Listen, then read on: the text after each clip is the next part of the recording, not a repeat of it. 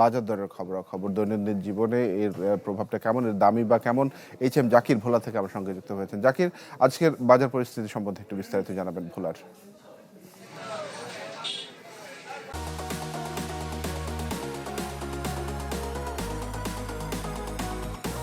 হ্যাঁ তানভীর, আমরা রমজানের শুরুতে বাজারের সকল পণ্যের যেরকম মূল্য দেখেছি, এর সপ্তাহখানেক পরে কিন্তু বাজারের সকল পণ্যের দামই কিছুটা কমতে শুরু করেছে। আমি বর্তমানে বাজারের সকল পণ্যে, বিশেষ করে পেঁয়াজ, রসুন, আদা সহ এমনকি কাঁচামাল সব কিছুই আমরা দেখেছি কিছুটা অপরিবর্তিত রয়েছে, অনেকটা কমের দিকই।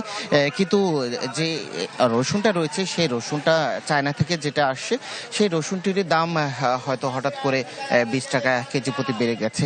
এর পাশাপাশি যে সকল বিষয়গুলো রয়েছে, বিশেষ করে পেঁয়াজের দাম অনেক কম। আর যদি আমি সবজির বিষয়টি বলতে চাই, সেটি ব্যবসায়ীরা অনেকটা হতাশই প্রকাশ করেছে। কেননা সবজি বর্তমানে প্রতিটি সবজি, টমেটো, গাজর, শসা সহ বেগুন, এমনকি রমজানে যে বেগুনটি সবচেয়ে বেশি চাহিদা, সেই বেগুনও এখন 20 থেকে 25 টাকা কেজি দরে বিক্রি হচ্ছে।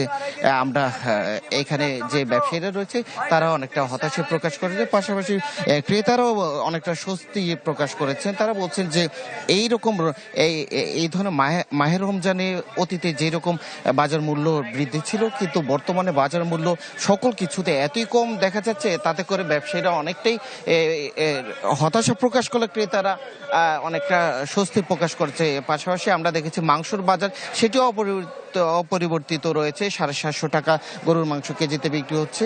আর যদি মাছের কথা বলতে যাই, ভোলা একটি মেঘনা তেঁতুলিয়া নদী বেষ্টিত দ্বীপ জেলা ভোলা, এখানে প্রায় 2 মাস যাবৎ নিষেধাজ্ঞা চলছে নদীতে।